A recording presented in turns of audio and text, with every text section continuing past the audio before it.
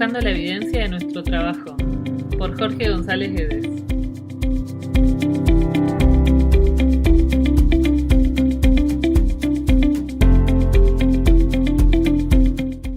Hola a todos, esta es la quinta edición del JOGsport Podcast. Soy Jorge González Guedes y me encuentran en mi Instagram, @JOGsport. Hoy otro amigo, Juan Martín Miranda, profesor universitario de Educación Física, diplomado en Teoría y Metodología del Entrenamiento en Cuba, director del gimnasio de escalada Rocódromo en La Plata, provincia de Buenos Aires, y actualmente el entrenador del equipo nacional juvenil de escalada deportiva de la Federación Argentina de Esquí y Andinismo. Escalador y eterno aprendiz de todo lo relacionado con el entrenamiento aplicado a la escalada. El tema de hoy es el control motor.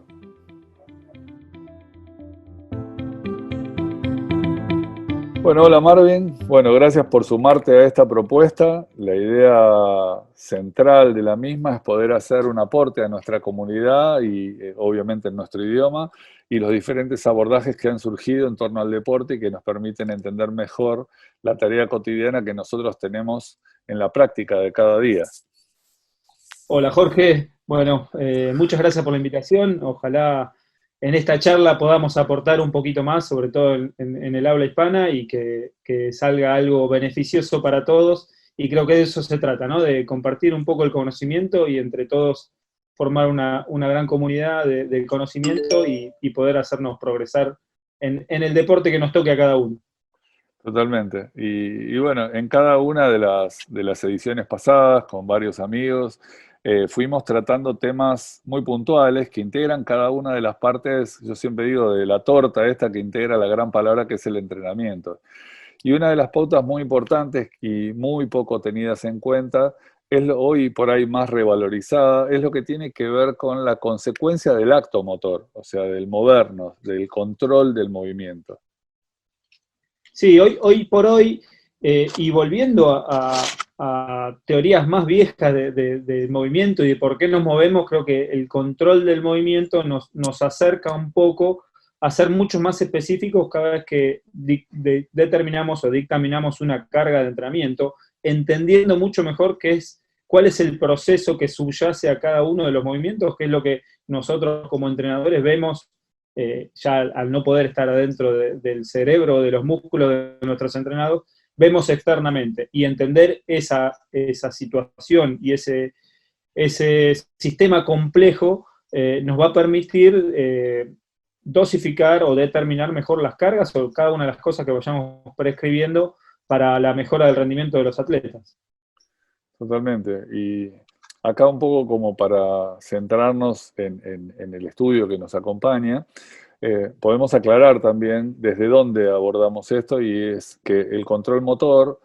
es un área de las ciencias que explora cómo el sistema nervioso interactúa con otras partes del cuerpo y el medio ambiente para producir esas acciones coordinadas que nosotros queremos y de las que mencionabas, y con un propósito.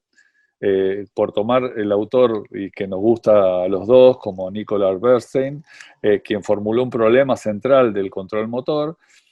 Él hablaba del problema de la redundancia del motor, cómo el problema y la eliminación de los grados de libertad son redundantes. Con esto nos referimos a un tema que es casi cotidiano para nosotros, porque cada uno de los deportistas que participan en nuestros programas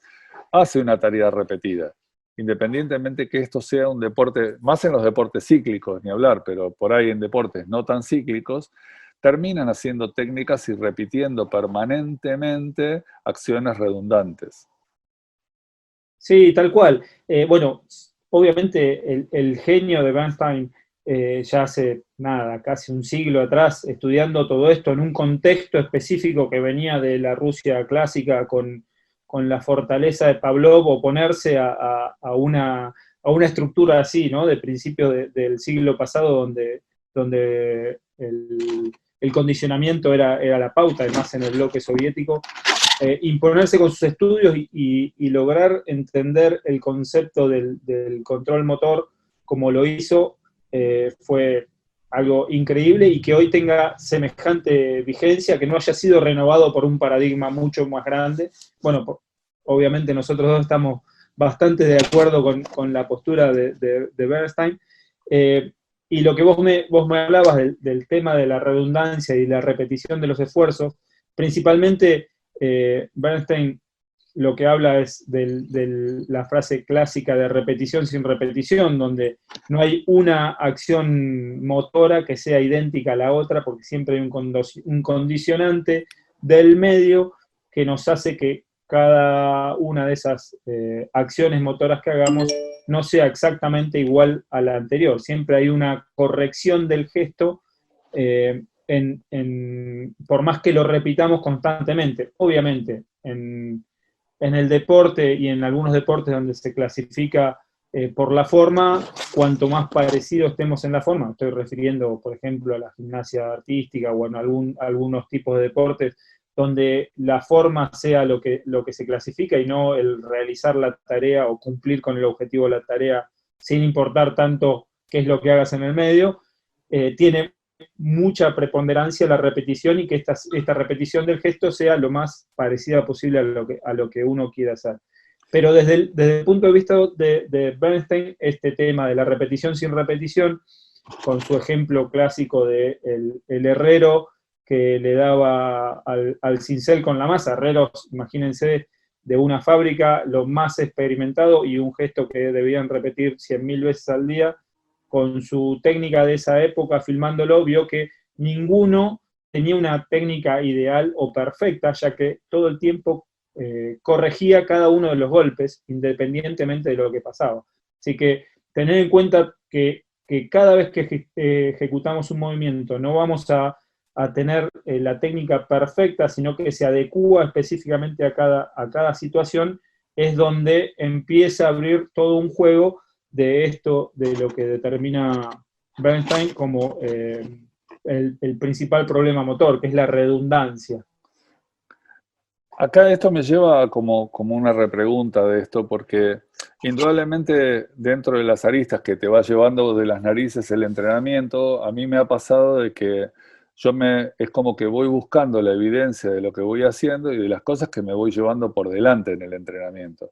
Indudablemente en esto es por casi te diría el motivo principal que me metió a mí a hacer las evaluaciones funcionales para ver si podía yo tener alguna incidencia en esta repetición constante de gestos y que muchas veces llevaba a una repetición y a una sobrecarga de todo esto. Entonces, en esencia, la evaluación que muchas veces yo propongo y que trato de ser simple para no interferir tanto en esta acción de que a veces el deportista pueda pensar de que como que me estoy metiendo demasiado en cosas y no estamos entrenando, y dado que la tarea que yo hago de entrenador de fuerza y acondicionamiento muchas veces es la que no le gusta al deportista, entonces trato de darle algún gusto.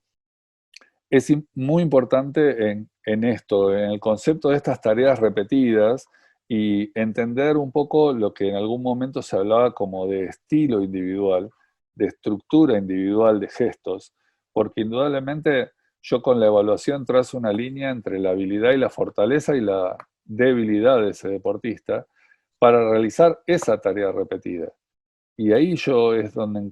empezar a entender cómo yo tenía que adaptar toda la metodología de entrenamiento a esa tarea repetida y cómo yo poder balancearla. Claro, y que es fundamental, porque sobre todo la repetición constante puede llegar, y más si la técnica no es ni siquiera la adecuada o hay alguna deficiencia, que para eso está la evaluación funcional que utilizás vos y que creaste muy bien vos, y sobre todo que estamos utilizando con los deportistas que tenemos en común, permite resolver esos temas de que esa repetición constante no sea algo que nos juegue en contra a la hora de seguir con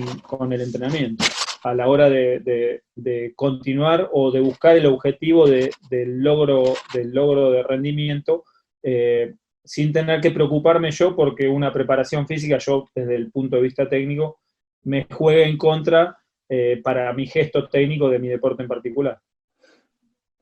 Exactamente. Y esto nos lleva a algo que no por viejo es malo, sino que rescatándolo, indudablemente nos lleva al concepto, obviamente, de la Ley General de Adaptación, que casi que nos rige en todos los deportes, del famoso libro de estrés de Seyle del año 36, que casi es de la misma época de Bernstein. O sea que cada una de estas acciones repetidas se realizan, obviamente, con esto que hoy es el paradigma, que es la intensidad, un volumen determinado, que terminan incidiendo en ese patrón motor. Claro, por eso, bueno, si nos vamos a la ley de adaptación, que increíblemente Selye, ya en la década del 30, yo tengo el libro por ahí, Stress of Life, uno que utilizó para contar toda su vida y obra a la gente, al común de los mortales como nosotros. Calcúlense que escribió más de 30 libros y 1500 artículos, una personalidad maravillosa, y ahí cuenta un poco su historia de cómo decidió entender a la adaptación como una adaptación de los organismos a todo lo que, al uso y desgaste de la vida diaria, y nosotros como entrenadores, cuando aplicamos una carga, abusamos o desgastamos un poquito más el organismo de nuestros entrenados,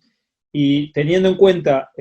ese concepto de la adaptación es donde podemos empezar a ver qué es lo que vamos produciendo en los organismos. Obviamente esto vinculado con estudios más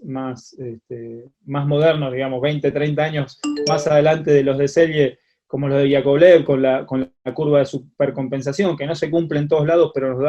nos dio una idea general de lo que es el proceso de entrenamiento. Logramos llegar a este momento donde la carga es algo que debemos manifestar o dosificar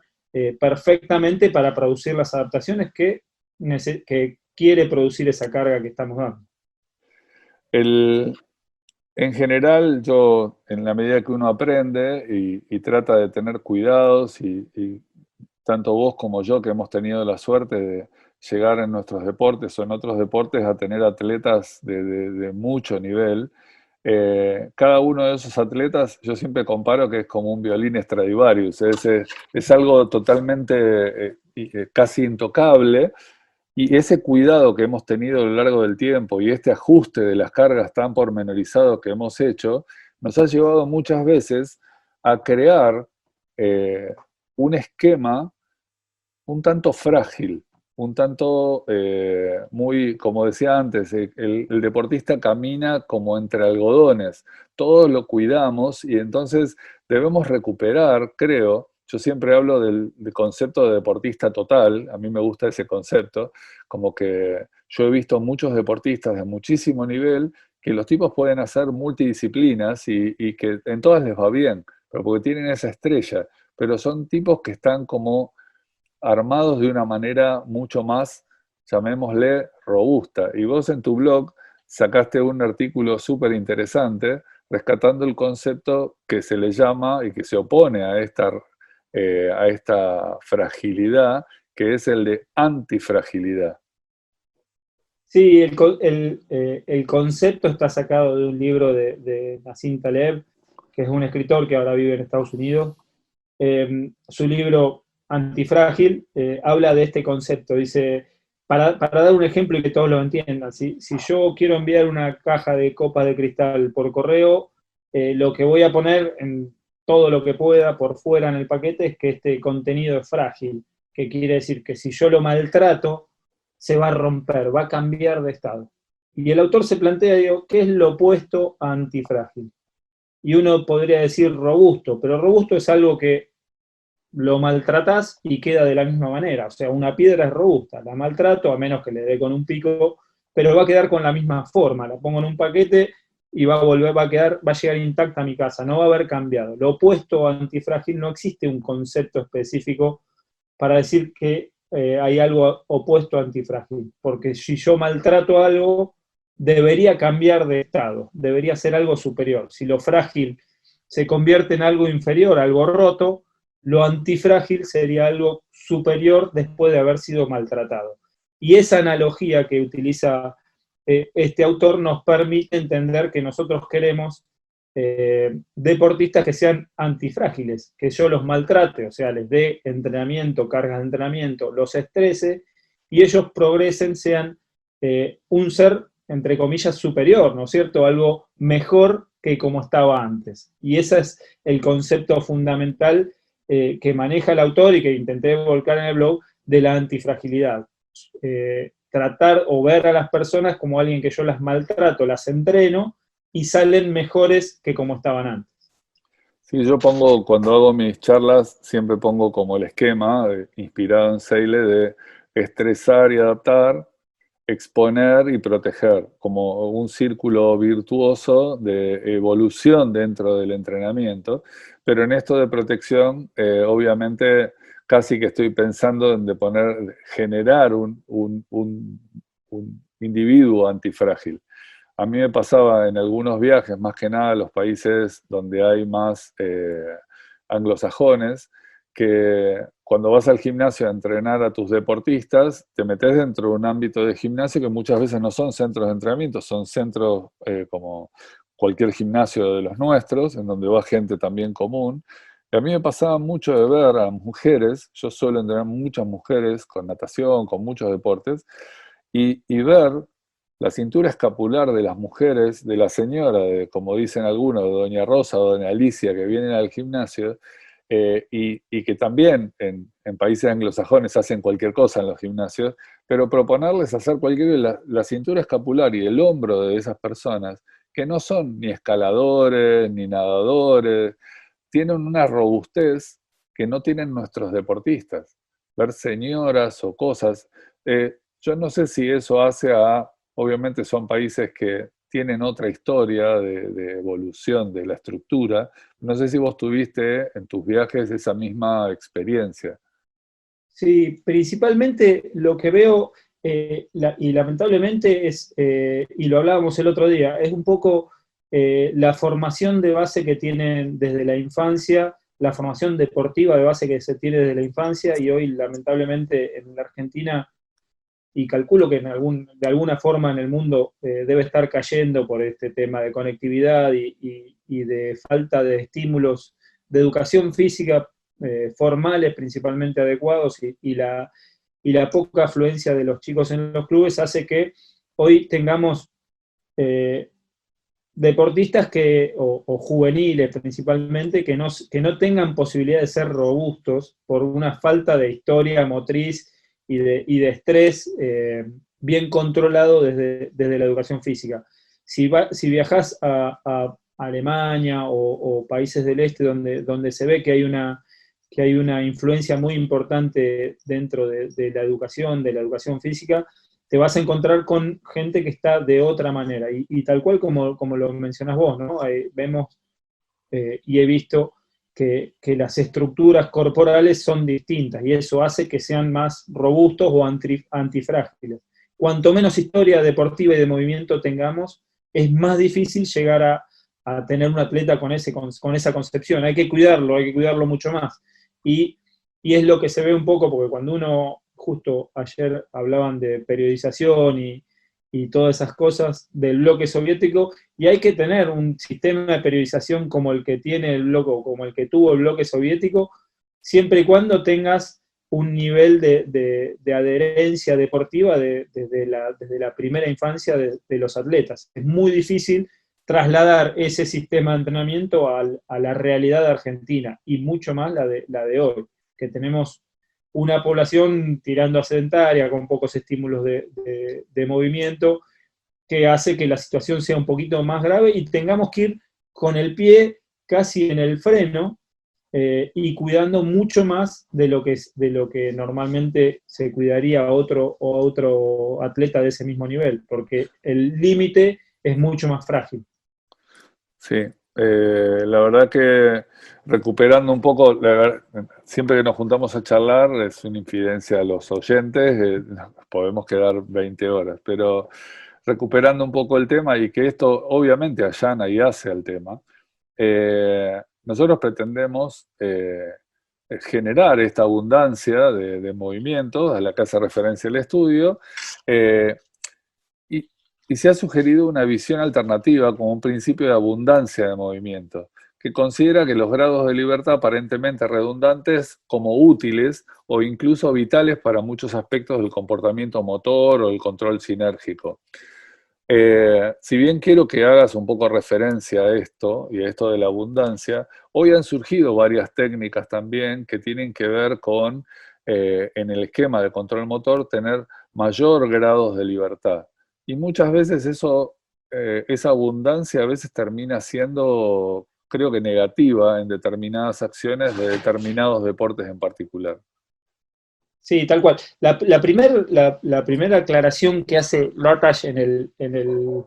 este artículo y en otros que ha escrito específicamente sobre eso, él habla de que si bien redundancia y abundancia, en la palabra en ruso, que no la conozco, él dice que hay una terminología ahí que se podría haber malinterpretado en los escritos de Bernstein, pero él entiende que redundante es algo que te sobra y que te molesta y que no vas a usar, y coincide con el concepto de abundancia como algo que te sobra, pero está buenísimo. Es como si yo soy hábil en todos los deportes, me va a servir todo ese repertorio para, no es que no lo uso y no me va a servir para nada, lo voy a tener como un mundo de oportunidades para poder acomodarme a cada una de las situaciones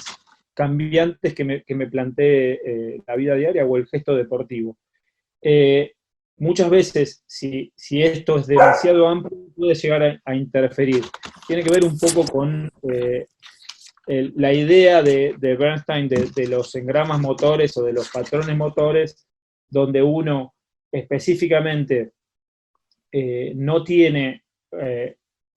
un programa para cada uno de los movimientos que uno va a hacer. Imagínense un jugador de fútbol, si tuviese un programa para cada una de las formas o posibilidades que tiene para patear la pelota con el pie derecho, no alcanzaría la estructura cerebral para poder resolverlo, sino que tiene un engrama, un patrón de movimiento que codifica tanto el espacio como el tiempo, el espacio en relación a las coordenadas geográficas de los miembros, digamos, y el tiempo en relación a la secuencia en la cual se deben ejecutar los diferentes movimientos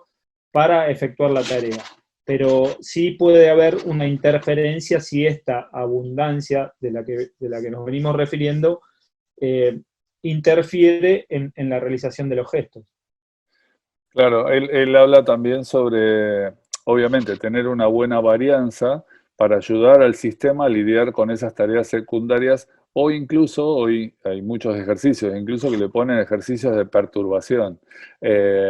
porque son perturbaciones inesperadas que le plantea el mismo deporte, incluso en tareas repetidas, como puede ser mi deporte que era el remo, o deportes que son absolutamente cíclicos, todo el tiempo estamos ajustando. O sea, esa modulación adaptativa a la que hace referencia es a través de la variedad de condiciones que debemos ofrecer ante las tareas repetidas y abundantes como plantea este estudio. Ahora, estas tareas repetidas muchas veces se trata, más que nada cuando hacemos nosotros las actividades complementarias, o incluso vos cuando haces tu planificación del entrenamiento para escalada,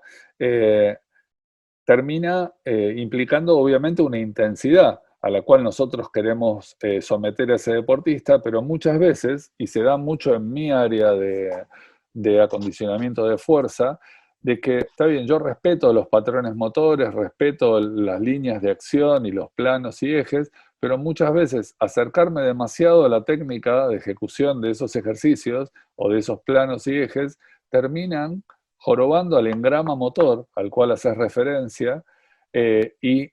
me viene el técnico a retar porque obviamente si yo me acerco demasiado a la técnica en la ejecución, al el cuerpo tener que adaptarse a una tarea de mayor demanda a la exigida en la técnica, termina al final influyendo en ese engrama motor técnico específico de la disciplina. Sí, entiendo el punto y es clarísimo, porque el objetivo final del deportista es mejorar o hacer que su técnica sea eficiente y que logre eficazmente terminar con la tarea. Si algo interfiere porque hay una preponderancia de la huella que dejó el entrenamiento de la preparación física sobre la huella que debería predominar en la técnica específica del deporte, ahí podemos tener una interferencia que, y con justa razón, los entrenadores se pueden enojar con vos en el caso de que tanta incidencia tenga en el desvirtuar la técnica específica del deporte. En este caso, creo que, y esto me lo has comentado un montón de veces, ¿no? Que tratás de que lo que pase dentro de la preparación física no interfiera en la técnica y que el deportista se quede con la idea de que eso ayuda, pero no es el gesto que debe estar realizando o pensando cada vez que intenta hacer el gesto técnico específico del deporte. Claro, y eso nos lleva y nos da pie también a lo que nosotros hablamos siempre, y de hecho yo hasta tengo un curso referido a eso, pero que tiene que ver con el concepto de carga óptima, porque yo le encuentro una relación muy directa, si bien nosotros tenemos claro de que tenemos que pensar el entrenamiento no en ejercicio, sino que tenemos que pensarlo desde un punto de vista biológico, llamémosle bioquímico, bioeléctrico. Nosotros estamos tan imbuidos e influidos por Jorge Rogge y un montón de vertientes que tienen que ver con la bioquímica. Indudablemente, ahí se plantean muchas veces, cuando hablamos de lo metabólico y entrenamos resistencia, hablan de umbrales y demás. Esto también hace referencia, y el estudio hace referencia, a estos umbrales del sistema motor, que obviamente si los pasamos, el cuerpo va a reaccionar de una manera muchas veces no deseada, incluso en la competencia misma. Sí, y volvemos si queremos, a analizarlo desde el punto de la antifragilidad. O sea, nosotros tenemos que lograr que esa carga que estamos planteando sea óptima, no que sea exactamente lo que yo planteo, lo que quiero que pase, sino que sea la que tiene que estar en el momento que tiene que estar. Y eso habla de,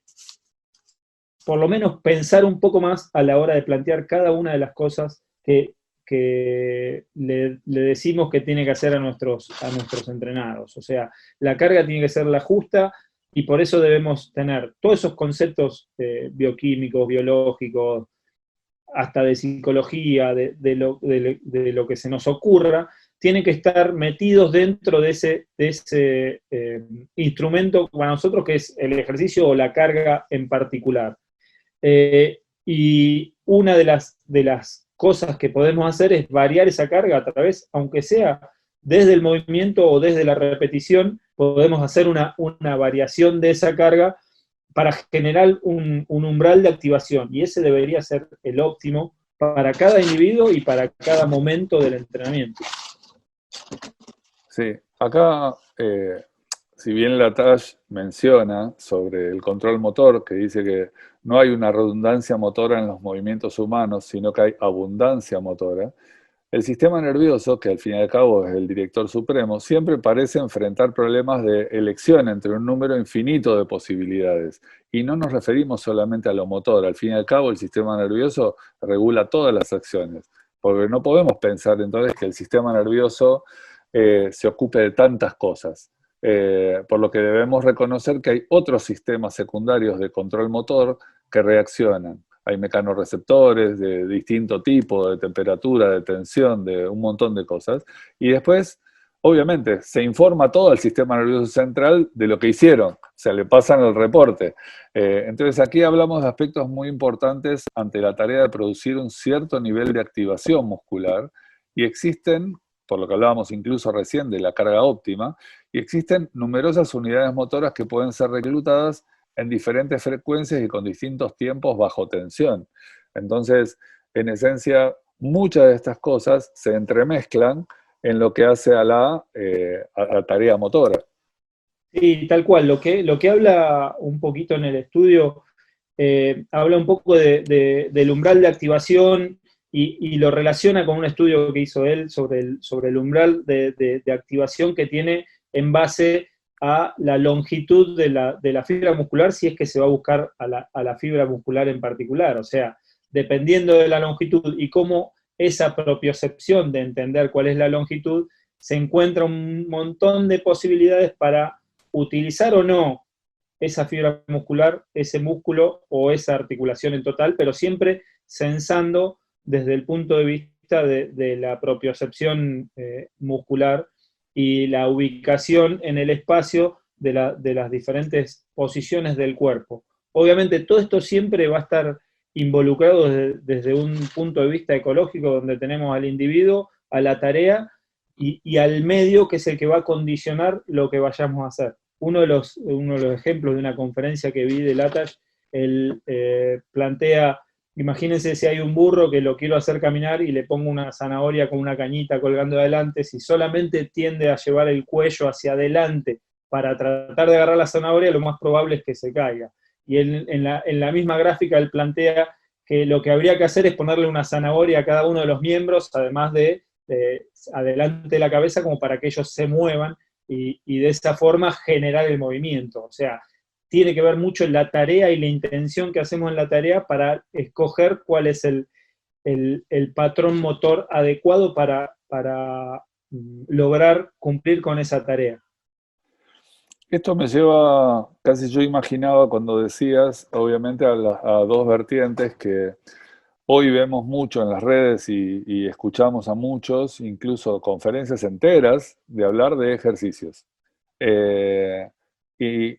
Y muchas veces estos ejercicios quedan descontextualizados de la tarea objetivo.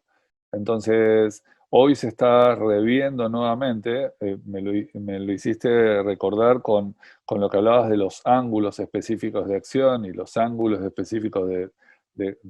movimiento. Muchas veces nos llevan a la confusión de querer copiar un tema puntual, que es, por ejemplo, las velocidades angulares que se realizan en las tareas objetivo. Entonces, qué sé yo, en correr a 100 metros tiene una velocidad angular la rodilla, por poner una articulación en sí, que es irreplicable en una situación de entrenamiento complementario, salvo lo más cercano puede llegar a ser la saltabilidad. Pero entonces, un poco con lo que hablabas de esto de volviendo a la abundancia y todo ese tipo de cosas, el control motor puede ser una herramienta muy piola para considerar en función a un indicador. Puede ser un indicador muy piola de decir, bueno, si no está cumpliendo la técnica determinada que debería cumplir y le es difícil mantener esa técnica de ejecución, es factible que la problemática venga un control motor ineficiente por haber superado todos estos umbrales de los cuales nos habla muchas veces del estudio. Claro, a ver, para poner un poquito el contexto, hay un clásico estudio también de Bernstein, que es con pianistas, ¿no? Que analiza los corridos angulares de los diferentes miembros tocando el piano, los dedos, las muñecas y los codos, y va haciendo tocar la misma melodía, se la hace tocar a diferentes velocidades, y ve cómo, y por eso sale lo de la redundancia y la de bloquear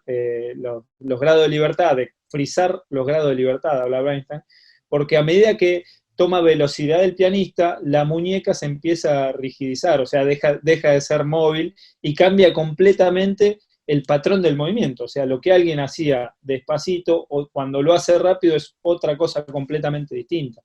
Entonces ahí, entender de qué manera vemos al movimiento y cómo lo vamos a ir tratando, y sobre todo pensando en el control del movimiento y cómo realizamos ese control del movimiento, va a determinar si es eficaz en lo que está haciendo o si hay que replantear toda la tarea motora por otro lado para poder lograr esa consecución con un control total sobre ese movimiento dado. Y ahí está la interferencia que puede generar hacer hincapié en ejercicios que no tengan nada que ver, o sea, que no tengan nada que ver, en realidad que tengan mucho que ver, pero que le den demasiada preponderancia, que pueden incidir negativamente en la técnica. Claro, porque en esto que yo decía, las dos vertientes, ángulos, ejercicios, muchas veces los ejercicios, si se hace bien o mal la sentadilla y demás, y muchas veces en muchos deportes, históricamente, se han acortado los ángulos de acción de un determinado ejercicio que se hace de una determinada manera para amoldarlos a la dinámica del deporte. Y muchas veces no se entiende de que el gran integrador que es el cerebro para la acción motora final, podemos llegar a, tratando de acercarnos a ángulos o velocidades, podemos justamente confundir la acción motora y perjudicar al engrama motor final de la acción específica, que es al fin y al cabo la cual nosotros vamos a entrenar. Sí, sí, te entiendo ahí y está perfecto, porque si uno trata de hacer el gesto técnico en el gimnasio, lo más probable es que genere una interferencia en el gesto técnico que quiero realizar en mi actividad deportiva. Y en eso es fundamental que quede clara esa diferencia a la hora de planificar las cargas y de determinar qué tipo de ejercicios y cómo se van a hacer para que esa interferencia no sea negativa. De hecho, que sea positiva y que cumpla la tarea, el entrenamiento propuesto. Vos hablabas cuando, entre las muchas charlas que tuvimos y un poco cuando hablábamos de este documento, hablabas también sobre las áreas debajo de la curva que tienen que ver con la plasticidad y todo esto que está muy cercano hoy a las neurociencias y demás, pero que entendemos nosotros que la neurociencia no se entrena en neurociencias, sino que simplemente quería saber a qué te referías con esto de áreas bajo la curva de plasticidad. Sí, principalmente esto viene de un concepto médico de hormesis, ¿no? De cuánto de dañino es una sustancia tóxica, ¿sí? Cuánto me sirve, me es beneficioso y cuánto me comienza a ser negativo el efecto que tiene. Es la relación exactamente entre eso, entre lo que es nocivo y la respuesta que genera el organismo. Todo lo que está por encima de nocivo, o sea, que es mejor, que es plástico, y por debajo del umbral va a ser lo que se denomina plasticidad fenotípica, todo lo que me va a servir como bueno. Si yo me paso con las cargas, lo más probable o que me sobreentrene, o que me lesione, o alguna otra interferencia. Y todo lo que sea muy por debajo de ese umbral tampoco va a generar demasiado. En el caso mío en particular de la escalada, el hecho de poder ir testeando o evaluando en diferentes situaciones a los atletas en cargas que vayan progresivamente siendo más o intensas o más complejas, me permite ir determinando una curva o un área debajo de esa curva de rendimiento en el cual van haciendo bien las cosas, donde me genera una ventana específica de trabajo. Por eso el hecho de evaluar la carga de lo que estamos haciendo nos va a abrir la posibilidad de dónde debo específicamente trabajar para generar las adaptaciones que me lleve a un mejor rendimiento. Sí, un poco bueno, es como un tema central hoy el tema este de control de cargas y cuáles son las acciones que tenemos que controlar, porque indudablemente tanto vos como yo, que somos fanáticos de la tecnología y de esa tecnología, perdón, aplicada al rendimiento, muchas veces, ayer escuchaba en una conferencia de una de las marcas de GPS, que decían, claro, ese analizador te entrega 400 valores diferentes. Entonces explicaba que era de un club de fútbol que ellos tomaban entre 4 y 6 valores de toda esa manga de cantidad de valores. Tomaban 4 o 6 valores como indicadores específicos para poder hacer ese control. Y yo también lo pienso porque me pasó del lado de atleta, de que me vengan a preguntar y cosas que el atleta simplemente interpreta que son por fuera, hoy están más educados, pero que interpreta que son cosas de afuera de entrenamiento. Yo cuando tenía que ir a hacer una evaluación, era un día perdido de entrenamiento para mí. Y en el tiempo que tengo en el día, 8 horas para laburar, 8 horas, para estudiar en ese momento, la cantidad de horas de estudio, la cantidad de horas de descanso, la comida y todo lo que me llevaba, perder un día de entrenamiento era terrible. Sí, hoy la tecnología nos permite eso, tener un montón de datos que nos van a llevar a medir un poco qué es lo que está pasando dentro del atleta. Pero si no podemos interpretar esos datos, muchas veces eso se convierte en una pérdida de tiempo. Por suerte, hoy podemos tomar con cierta tecnología y algo relativamente sencillo y económico, podemos tomar ciertas variables que me van a poder direccionar cómo está siendo esa sesión de entrenamiento o ese periodo de entrenamiento o lo que sea, pero tal cual, como decías vos, si el aparato me otorga 400 variables y a su vez le agrego todas las otras subjetivas que puedo llegar a obtener yo por el ojo específico del entrenador o por el ojo entrenado del entrenador, hace un mundo de situaciones que si no las podemos analizar, por ahí se nos escapa esta posibilidad de tener una carga óptima. Y ahí está el análisis que podemos hacer nosotros como entrenadores y mirando desde afuera, cuáles son específicamente las variables que debemos estar observando para determinar que esa carga sea óptima, o por lo menos que me determine cómo está funcionando esa carga dentro del organismo del atleta. Sí, un poco retomando lo que veníamos hablando, yo leí un par de libros muy interesantes de Stanislas Dehaene, que es un neurocientista francés, que hace estudios comparativos de mapeos, de dónde funcionan, y habla también de estos efectos de redundancia desde otra óptica, de cómo determinadas zonas cerebrales que están preparadas para determinadas acciones determinadas, ante una falta o ante una situación determinada, nociva a esa estructura, otras áreas se hacen cargo de esa acción y de cómo estos sistemas redundantes que también el mismo cerebro tiene organizados actúan de una manera coherente, pero indudablemente también aclara de que si otro sector o otra zona del cerebro se hace cargo de determinada acción, lleva a este proceso de ajuste, ahí le veo el enganche con lo que hablaba Bernstein de lo del martillo y el herrero, de cómo va ajustando, porque indudablemente al yo ir cansándome y se van generando sustancias que van generando un determinado cambio, para no entrar en demasiada conflictividad con términos en el organismo, hacen de que esa zona de ajuste se vea afectada. Entonces él hablaba de este tipo de dualidad y de este tipo de redundancia también. Sí, más allá de eso, teniendo en cuenta ese nivel de redundancia, si nos quedamos al final del día con esa sensación y con ese patrón de movimiento que generamos, que estuvo generado a expensas de una fatiga y no es a expensas de generar el movimiento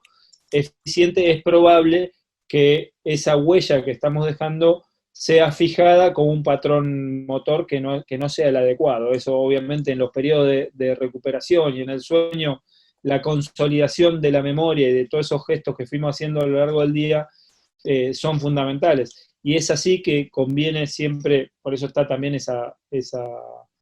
frase de que uno siempre tiene que irse con una sensación de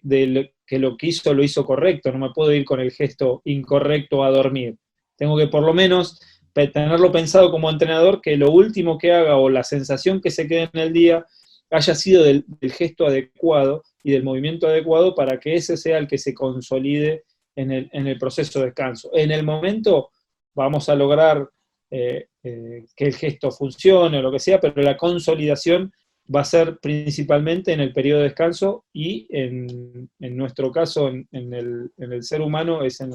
el periodo del sueño, donde el hipocampo es donde traslada esa memoria a corto plazo, la fija en otras áreas del cerebro. Sí, el mismo Stanislas Dehaene rescata de que cuando nos vamos a dormir, y de hecho estaba terminando de leer mi libro en una de las giras a Australia, cuando estaba con las chicas de natación, entonces él decía que todas las tareas que hagamos sobre el fin de esto que decís de la buena ejecución final, y que te lo llevas a la cama cuando vas a dormir y el hipocampo labura, como bien dijiste recién,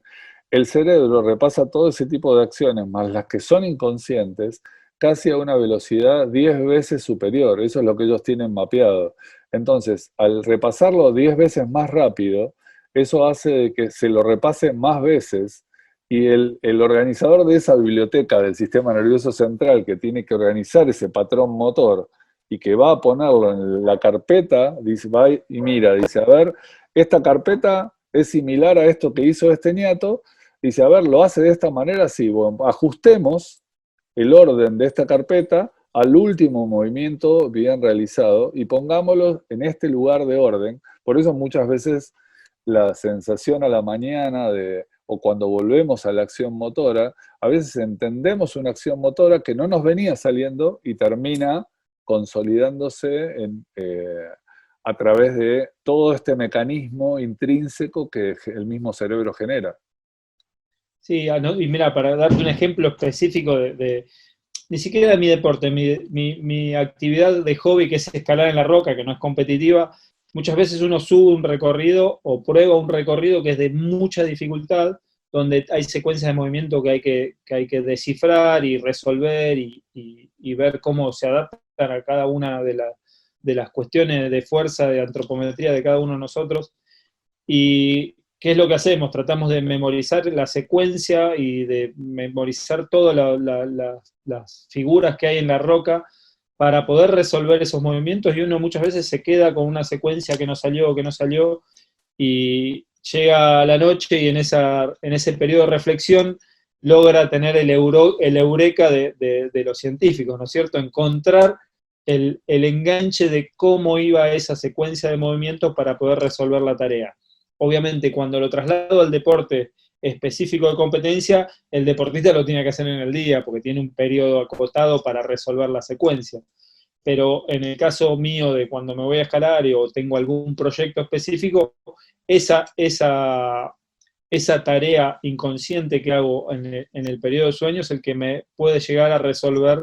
la actividad que tengo que resolver o la tarea que tengo que resolver posteriormente. Ok, un poco para dejarlos con el gustito a poco a todos y que vayan a leer, obviamente, el estudio que también publicamos acá en el link de mi página de Instagram. ¿Pensás que nos olvidamos de algo que quieras rescatar del estudio que te haya gustado? Sé que sos bastante fana de Latage,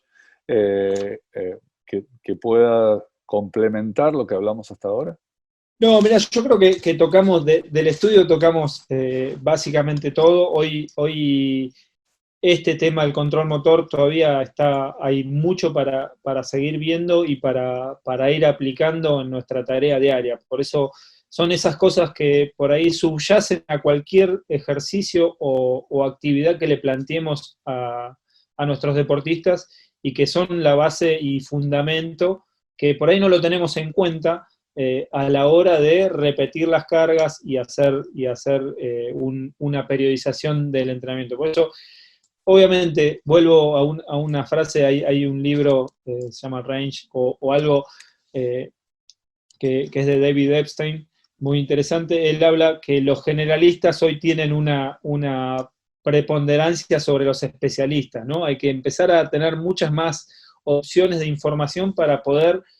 hacer óptimo cada una de las decisiones que tomamos, en este caso en nuestra profesión, como entrenadores, ¿no? Tenemos que ir nutriendo cada vez más de muchas más cosas para poder prescribir cargas de manera óptima. Podemos arrancar con las neurociencias, con la psicología, con la biología, con la biomecánica. O sea, hay que ser un generalista un poco de todo, más allá de ser especialista en un área específica, pero sí tomar de todos lados información y conocimiento para optimizar toda nuestra labor. Sí, indudablemente dentro de uno trata de ser lo más específico posible, pero es cierto que ya en determinado momento la profesión, los métodos, los libros, las formas, al fin y al cabo están en los libros, están en los papers. Yo soy un fanático de buscar permanentemente la evidencia de lo que yo voy haciendo, igual que vos, que yo sé que vos también, pero indudablemente casi que volvemos al punto inicial de todos estos cuidados nos llevan a poner entre tantos algodones, vuelvo a mencionar el término, a los deportistas, que por ahí una experiencia personal, una de las deportistas que yo he entrenado y que quiero mucho, volviendo de los Juegos Olímpicos, ya había logrado ir a su Juego Olímpico, hasta ese momento nosotros fuimos entre algodones, por eso me quedó el término, con un aductor y que tenía una solución, ya nos lo habían dicho, muy marcada, con PRP, y bueno, abordamos esa solución. Entonces yo le tuve que decir, le digo, flaca, mirá, si no generamos, no era la palabra robustez en ese momento, pero esto tiene solución. Si no lo solucionamos, no te entreno más, pues yo necesito poder avanzar. Sí, vas a menos. Claro, yo muchas veces en esto de querer entrenar los déficits, y que yo muchas veces lo digo, es importante entrenar el déficit, pero no puedo descuidar por el déficit un detrimento en su función principal y en lo que ella brilla. Sí, tal cual, y cerrando un poco el tema, me pasa, de hecho ahora me está pasando con una alumna que tiene un aductor, que tiene una cicatriz en un aductor y me lleva para atrás tiempo, hasta que no resuelva todas las situaciones que me permitan avanzar como yo quisiera, como ella podría avanzar con ese problema, me está bloqueando. Por eso también acá recalcamos el tema de la interdisciplinariedad, más allá de ser generalista, digo, yo no quiero ser kinesiólogo, quiero saber lo que sabe el kinesiólogo, pero Claro. para poder trabajar en conjunto con él, y eso es para mí es lo fundamental, y es algo que se está viendo en los últimos 10 años del deporte, por lo menos en Argentina, o en deportes más novedosos como el que yo trabajo. Bueno, la verdad que de corazón, 1.000.000 de gracias por prenderte en esta locura nueva. Tienen que leer el blog del señor, es muy interesante, y si le piden información, prepárense a la catarata, porque le va a mandar una catarata de cosas que después hay que leer y hay que compartir. Y en esto de compartir, un poco la idea mía es de este blog o de este podcast, es que esa información esté en nuestro idioma, esté más comprensible y por ahí debatida con actores principales del deporte, de distintas áreas, no de una sola área o las tradicionales como el fútbol o alguna que otra por el estilo. Así que bueno, gracias de corazón, flaco, y nos estaremos viendo en próximos. Buenísimo. Bueno, Jorge, muchas gracias, y bueno, a todos los que están escuchando, gracias.